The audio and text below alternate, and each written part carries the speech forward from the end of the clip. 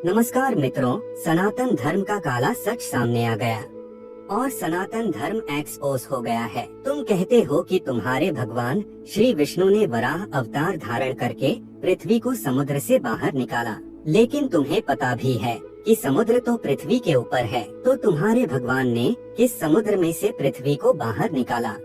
अब बताओ कितना भ्रम फैलाया है तुम्हारे सनातन धर्म वालों ने। हमने तुम्हारे धर्म को एक्सपोज कर दिया है। ऐसा कहकर कई सनातन धर्म विरोधी लोग सनातन धर्म का उपहास करते हैं, लेकिन उनको पता नहीं है कि वह सनातन धर्म का नहीं, लेकिन खुद अपना और अपने घुटनों में रखे दिमाग का उपहास कर रहे होते हैं।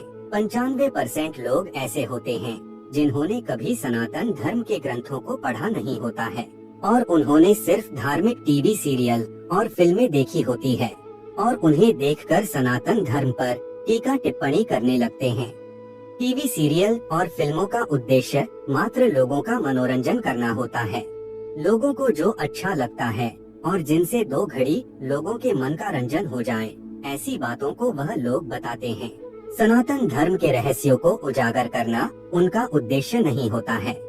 हमारे वेद, उपनिषद और पुराणों में कई कथाएं बताई गई हैं और इन कथाओं का मतलब जिस तरह से हमें टीवी सीरियल और फिल्मों में बताया या समझाया गया है वह नहीं है, लेकिन यह कथाएं कई सारे रहस्यों को समेटे हुए हैं और इनका कोई दूसरा ही गुड़ अर्थ निकलता है।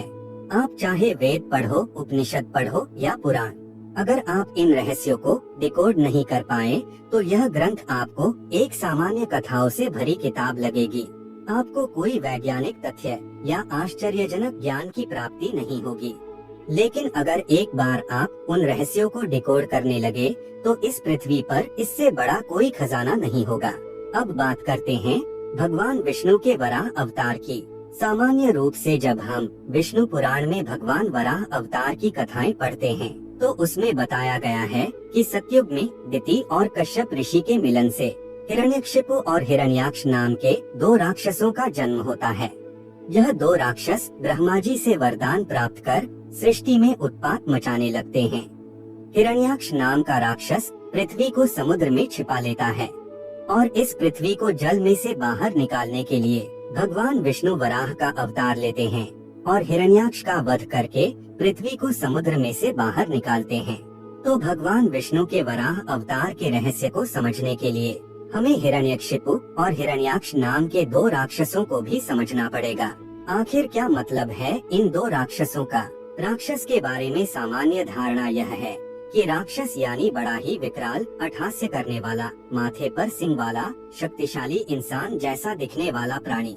लेकिन राक्षस का मूल अर्थ होता है कि जो शांति में अशांति फैलाए, जो जीवन को आगे बढ़ाने में बाधक हो, जो विनाश को जन्म देने वाला हो, जो सृष्टि के कार्यों में बाधा उत्पन्न करे, जो नकारात्मकता फैलाए, ऐसी कोई भी वस्तु, व्यक्ति, प्राणी, परिस्थिति या तत्व को राक्षस या दानव कह सकते हैं।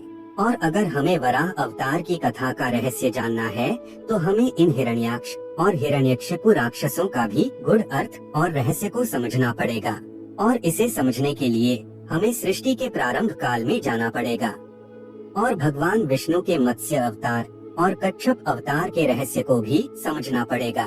तो आइए हम भगवान विष्णु के मत्स्य अवतार और कश्यप अवतार के ऊपर एक दृष्टिपात कर लेते हैं। तो शिव पुराण में बताया गया है कि भगवान शिव के अनुरोध पर भगवान ब्रह्मा ने सृष्टि की रचना की और हमारी पृथ्वी की भी रचना की।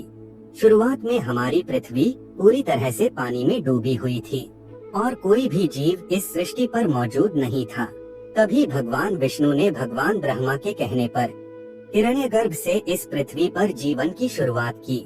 यहाँ आप हिरण्यगर्भ, हिरण्यकशिपु और हिरण्याक्ष इन 3 शब्दों में समानता देख सकते हैं। अब आप कहेंगे कि यह हिरण्यगर्भ क्या है? तो हमारे वेदों में हिरण्यगर्भ को ही सभी जीवों का आदि स्रोत माना गया है। हिरण्य का मतलब होता है कीमती धातुओं का रस और हिरण्यगर्भ का मतलब है कीमती सुनहरी धातुओं के रस का गर्भ। और इस पृथ्वी पर जीवन की शुरुआत भी इसी रस से बनने वाले एक कोशीय सजीव से हुई है।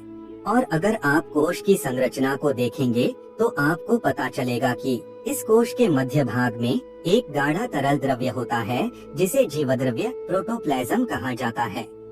और इस जीवद्रव्य का निर्माण कार्बन, हाइड्रोजन, ऑक्सीजन तथा अनेक कार्बनिक यानी ऑर्गेनिक तथा अकार्बनिक यानी अनऑर्गेनिक पदार्थों द्वारा हुआ होता है। इस जीवद्रव्य में चेतनता होती है।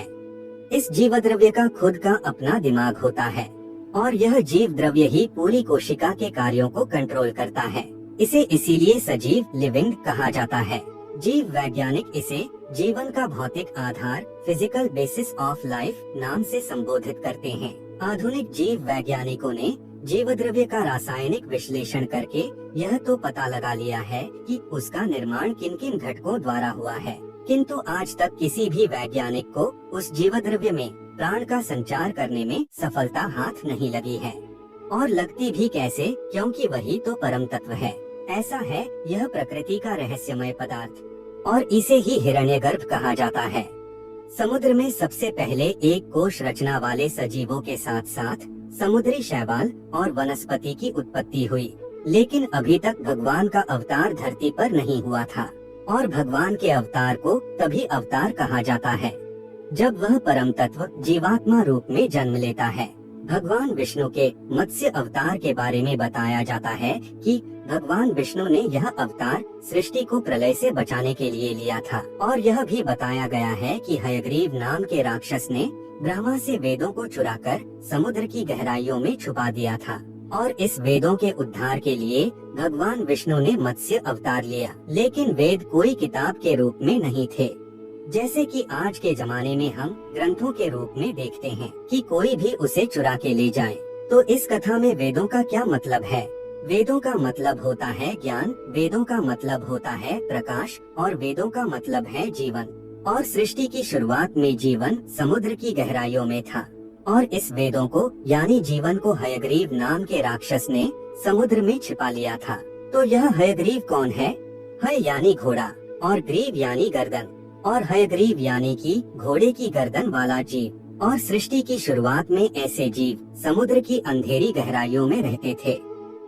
कथा में आगे बताया जाता है कि मत्स्य अवतार ने हयग्रीव का वध कर दिया। तो इसका मतलब है कि हयग्रीव का इवोल्यूशन यानी क्रमिक विकास होकर वह मत्स्य मछली बना और इस तरह से वेद यानी कि जीवन समुद्र के अंधेरे में से मत्स्य के रूप में बाहर निकला। आज भी यह हयग्रीव यानी कि समुद्री घोड़ा सिर्फ ग्रीष्म काल में ही देखने को मिलता है और बाकी मौसम में यह समुद्र की किन गहराइयों में चला जाता है उसे वैज्ञानिक भी पता नहीं कर पाए हैं। तो इस तरह हयग्रीव का वध न होता यानी कि उसका क्रमिक विकास न होता तो जीवन समुद्र की गहराइयों में ही खत्म हो जाता, जिसे प्रलय के रूप में दर्शाया गया है। लेकिन भगवान ने मत्स्य रूप में अवतार लेकर जीवन को प्रलय से बचाया और इस मत्स्य अवतार के बाद समुद्र में क्रमिक विकास का कार्य तेजी से होने लगा और कई नए नए सजीव अस्तित्व में आने लगे और समुद्र में एवोल्यूशन का क्रमिक विकास का एक मंथन सा शुरू हो गया। इसे हमारे पुराणों में समुद्र मंथन की कथा से दर्शाया गया है। इस क्रमिक विकास में सजीवों में कुछ पॉजिटिव बदलाव आ रहे थे तो कुछ नेगेटिव बदलाव भी आ रहे थे। इस पॉजिटिव बदलाव को देवों के रूप में और नेगेटिव बदलाव को दानवों के रूप में दर्शाया गया है।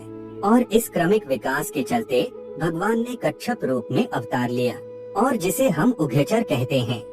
और यह उभयचर ही जीवन को आगे बढ़ाने वाला मुख्य आधार था और इसी उभयचर में से सरीसृप अस्तित्व में आए। लेकिन अभी तक जीवन पूरी तरह से पृथ्वी पर बाहर नहीं आया था और यह जीवन समुद्र में से पृथ्वी पर बाहर आया तो वह था सस्तन प्राणियों के रूप में। सरीसृपों में से लाखों सालों के संघर्ष के बाद सस्तन प्राणियों का विकास हुआ और इस संघर्ष को हमारी पुराण कथाओं में वराह और हिरण्याक्ष के युद्ध के रूप में दर्शाया गया है। सरीसृप में से सस्तन प्राणी तभी बन सकते हैं जब उनके डीएनए में आए हुए जीन्स में बदलाव हो और यह डीएनए कोशिकाओं के न्यूक्लियस में होता है और जिसे हमारे वेदों में हिरण्यगर्भ कहा गया है। अब हम हिरण्याक्ष का मतलब समझते हैं। हिरण्याक्ष शब्द दो शब्दों से बना है, हिरण्य प्लस अक्ष यानी कि हिरण्य के आंसू और हिरण्यक्षिपु यानी हिरण्य में स्थिरता, मतलब कि हिरण्याक्ष राक्षस यानी हिरण्यगर्भ जिसे हम कोशिकाओं का जीवद्रव्य कहते हैं, उसमें आए हुए डीएनए के जीन्स का ऐसा कोडिंग जो सरीसृपों को सस्तन प्राणियों में विकसित नहीं होने देता था। इस जीन्स के नष्ट होने से सरीसृप सस्तन प्राणियों में विकसित हुए और सस्तन प्राणियों को भगवान विष्णु के वराह अवतार के रूप में दर्शाया गया है। और इन सस्तन प्राणियों से जीवन समुद्र में से पूरी तरह से धरती पर पृथ्वी पर आया, जिसे बताया जाता है कि भगवान वराह के द्वारा पृथ्वी को समुद्र में से बाहर लाया गया। हमारे पुराणों में कई सारी बातों को प्रतीकों के द्वारा दर्शाई गई है, जिसे हमें उसके सही अर्थ में जानना होगा। अब आइए हम आपको कुछ दिलचस्प दिखाते हैं। यह खजुराहो के वराह मंदिर में आई हुई भगवान वराह की मूर्ति है। आप इस मूर्ति के नीचे भगवान वराह के पैरों में पड़े हिरण्याक्ष को देख सकते हैं, जिसे एक सरीसृप के रूप में दर्शाया गया है। अब हम आपको उदयगिरी की गुफाओं में आई हुए भगवान वराह के स्कल्पचर को दिखाते हैं। इसमें भी आप साफ तौर से देख सकते हैं कि हिरण्याक्ष नाम के राक्षस को यहाँ सर्प के रूप में दर्शाया गया है, जो हारकर भगवान वराह के पैरों में पड़ा है और भगवान वराह ने पृथ्वी देवी को ऊपर उठाया हुआ है। तो प्राचीन निर्माताओं ने हिरण्याक्ष नाम के राक्षस को सरीसृप के रूप में क्यों दर्शाया है? क्योंकि प्राचीन निर्माता भगवान वराह अवतार के रहस्य को अच्छी तरह से जानते थे। आशा करते हैं आप भी भगवान वराह के अवतार के रहस्य को समझ गए होंगे। अगर आपको हमारी यह प्रस्तुति पसंद आई है तो कमेंट में जय श्री हरि विष्णु जरूर लिखना। और ऐसी ही ज्ञान भरी बातें जानने के लिए आप हमारी चैनल धर्म लोक को सब्सक्राइब कर सकते हैं। धन्यवाद।